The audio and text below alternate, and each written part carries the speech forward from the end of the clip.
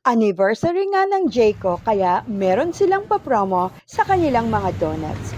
Maaga pa nga ay pumila na ako kasama ng mga taong naghihintay para makaabil ng promo.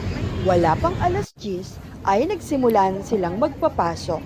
Nakuha ko na rin ang stub na para sa akin. Isang promo lang, bawat isang tao. Inaayos na ng mga staff ang kanilang pre-selected donuts para ready na pagbili ng mga customer. Madali lang ang transaction, nakapagbayad agad ako at madali rin nilang naiayos ang aking order. Thank you! At pagdating ko nga ng bahay ay excited na akong binuksan ang Jayco Donuts. Ito ang kanilang pre-selected assorted donuts at ang isang box naman ay puno ng Al Capone.